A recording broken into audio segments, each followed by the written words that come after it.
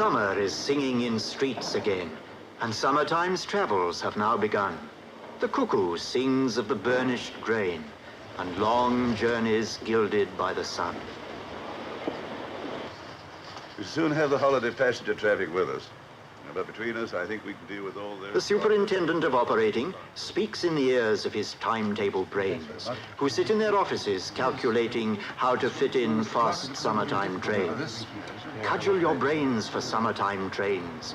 Draw in a train for the passengers waiting to hear cuckoos singing a Highland fling. Draw in a line for a non-stop to Edinburgh over the Tyne. And so the new service comes into its hour. The morning is June, the weather is fine. At King's Cross Depot of Motive Power, the drivers come in to sign on the line.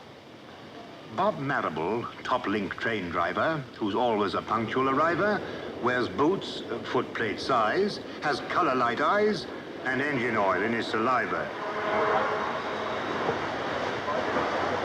Rolly Russell, his mate in the team, often sprays out his tonsils with steam and treats gravel rashes by damping down ashes and using the paste like cold cream.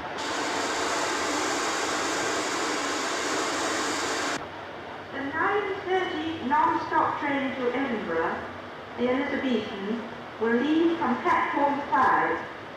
Passengers for Dundee and Aberdeen travel in the front of the train. At King's Cross, the coaches are filling with passengers. Porters are willing to carry their cases and find them their places for a tenner or even a shilling. The Elizabethan will leave from platform 5. Passengers for Dundee. Like a general gathering forces, the chef's checking up his resources. All the pains in your belt Mr. Wheeler can melt and roll your eyes round with his sauces.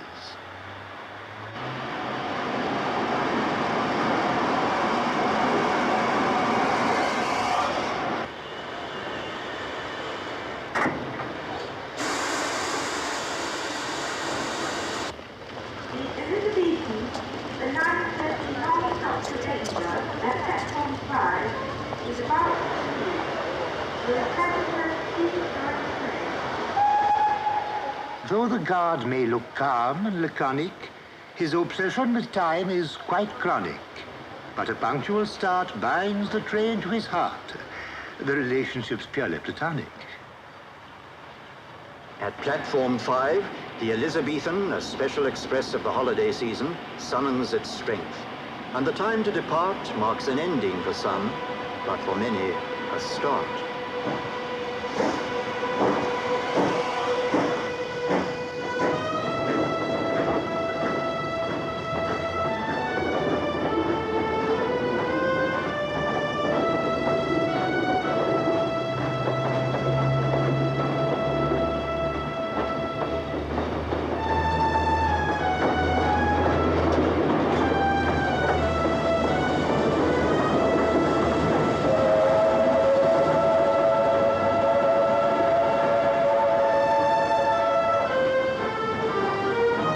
As the engine goes with a swing and a shine past the engine sheds, there's a man on the line who gave her that shine. He's the fitter. His was the skill, his the hands that uncoupled her rods, stripped her gear, packed her glands with his firm, skillful hands.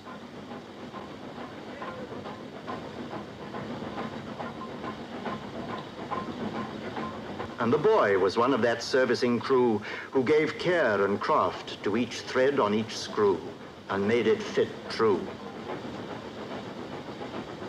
They're the fitters, the men with the cunning to bring through each big end and piston, valve, spindle, and spring, all that power and swing.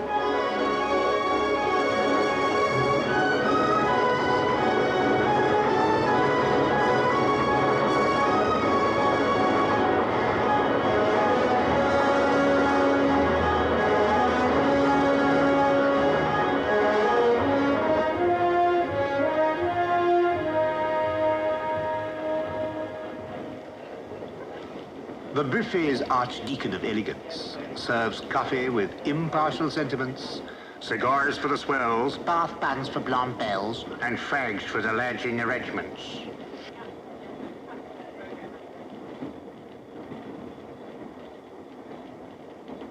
passengers sitting at buffet tables, the Howards, the Berts, the Cynthias, the Mabels, enjoying the comfort and ease in their seats, careless of crumbs in turnips or pleats, admire the gleam on the chromium plate, the polish on tables, the unfaded state of curtains and fabrics.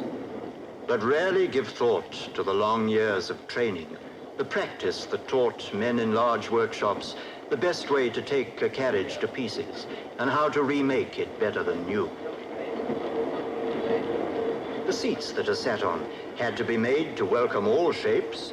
First, the material that mustn't fade or wilt under pressure was cut with a blade skillfully guided, then skillfully sewn, while windows were painted, then carefully scraped, and taps were fitted in shining chrome. Then the seats were upholstered, material bolstered. And while a man was writing a sign, and others were putting that last mirror shine on metal and paint, the seat was finished. And those who ride in its regal embrace can truthfully claim to sit in the pride and work of a king.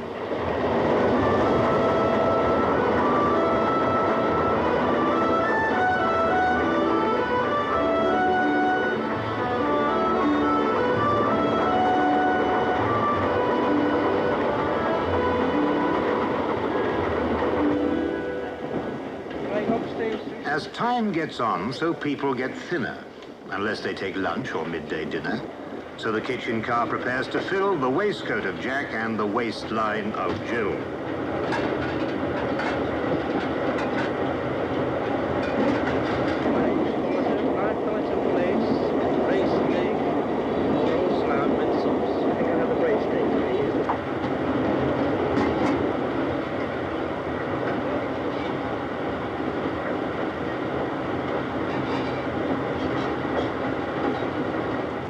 Watch them consistently filling the gaps in their faces with food without filling their laps. They wouldn't be eating as smooth in most cars, or ocean steamers, or even some bars. As undisturbed as Robinson Crusoe by the train's motion, they swallow their meats. What in the railways allows them to do so? One of the factors enabling these feats of filling stomachs without filling laps is the state of the track, which depends on these chaps of the maintenance gangs. The chaps who see that the rails are tight in their several chairs, who see that they're straight and on the level, unlike crooks or stairs, who see that the chairs are firmly fixed, that no evil disturbs the sleepers, who see that the gap's not been stretched in the night by clandestine creepers,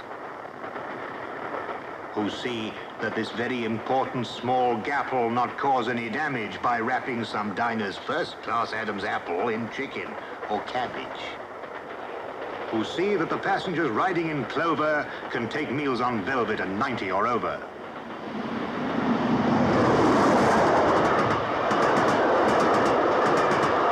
while the side-slipping countryside changes to town, meadow sweet, speedwell, charter and gown, dreamlike in boxes, unseen watchful eyes, path-setting panel, tell us no lies. Watch the trains passing, guide her with care, junction and crossing, points in a pair, with a turn of the wrist, the click of a switch, track circuit magic, vault of the witch, out of York City and on to the north, past Durham, Newcastle, over Tweed to the Forth.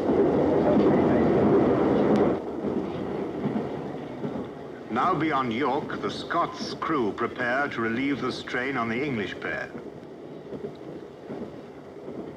No driver of trains is more proud of his Scottish descent than MacLeod. He insists every engine has pipes to each piston and burns in its box for MacLeod. His mate, Mungo Scott's cursed with Bristol, that's as tough as a John Knox epistle. When he kissed a young lass in the dark for a lark, she asked, "Was that you or a vessel?"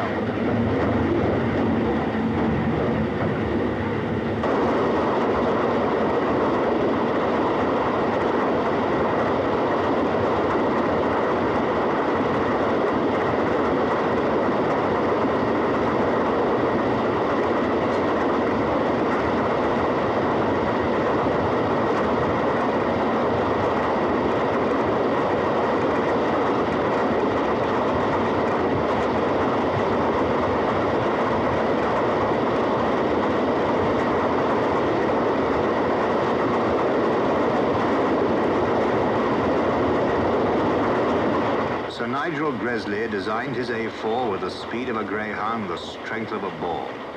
But when he put fire in her stomach, he taught her to burn with a furious thirst for water. So when she approaches a water trough, watch Fireman Mungo doing his stuff.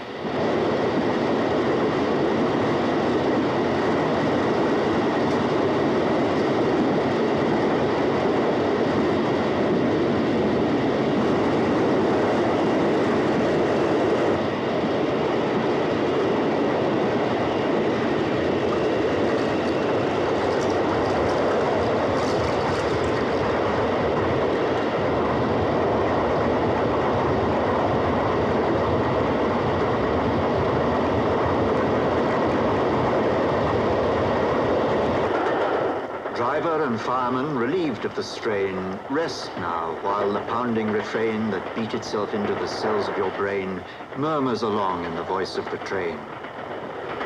God, keep your watch on this world of corridors, coaches, while passengers curled in safeguarded rest are rapidly swirled past the vision of Durham, swiftly unfurled.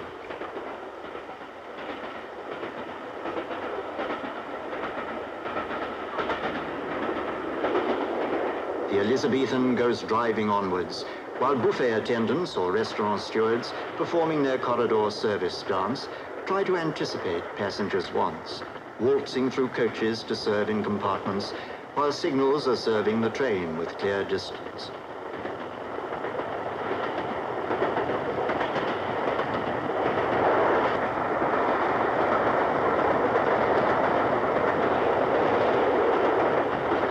Sometimes breaking this smooth onward flow, though the home signal's clear, the distance says slow. The regulator slams shut, and the cloud clamps on the brakes. The loud hiss of steam as the train seems to slow to the pace of a cloud breaks the afternoon task and disperses the dream.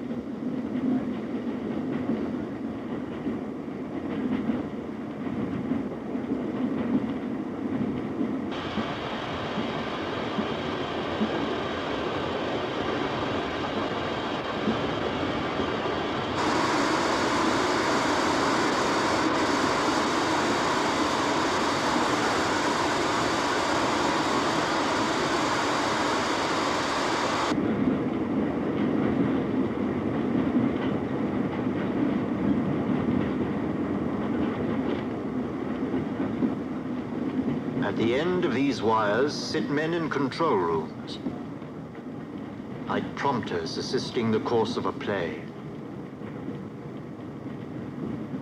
breathing out words like Arabian perfumes. Too bad there's no record of just what they say. They watch every train that moves in their region of thousands of miles of railway distance and try to forestall any slightest suspicion of slack that might make its unholy appearance. But while every passenger knows the importance of his own special train arriving on time, the men in control rooms must weigh in the balance the claims of 1,109. But the Elizabethan's a particular, special, never more smiled upon non-stop train. Nothing must stop her. The order's official, and lateness could cause operational pain. And at last, the ultimate cause of the slack over the hills far away up the line is cleared. And the train picks up speed on the track through Newcastle City and over the Tyne.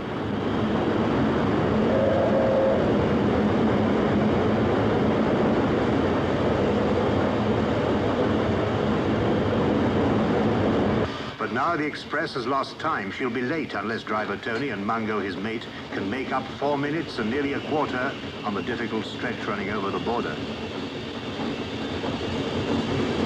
Here's Driver McLeod, mighty old hunter, chasing each minute of time's silent thunder, riding down seconds over the straight track, chasing the seconds lost rounding the curved track, coaxing each delicate petal of power out of steam's suddenly blossoming flower.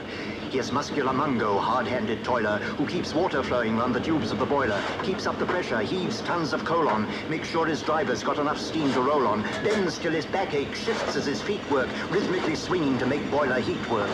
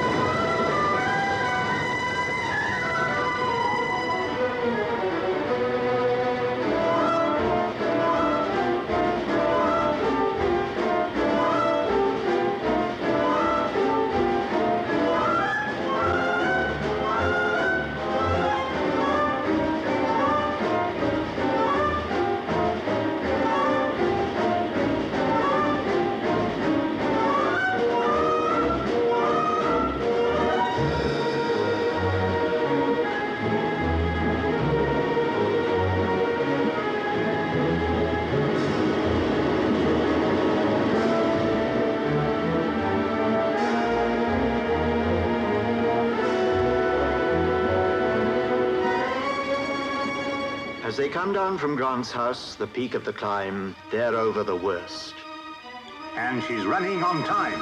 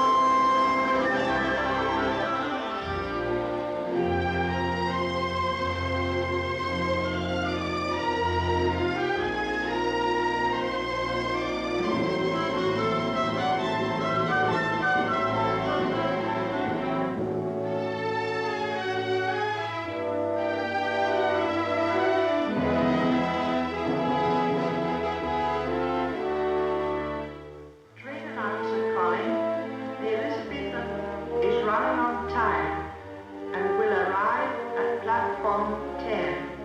The train now approaching platform 10 is the Elizabethan from London to King's Cross.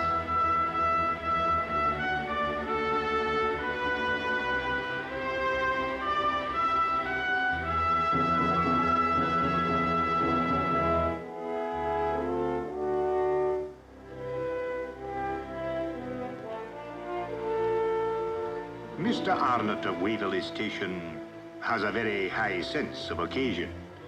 If a train's a non-stopper, his topper is proper. His Hamburg's for trains of low station. The Elizabethan that's now arriving at platform 10 in Waverley Station left London at 9:30 sharp this morning with mothers, with sons in high expectation, with fathers, with daughters, of pounding the path non-stop from King's Cross in 6 hours and a half.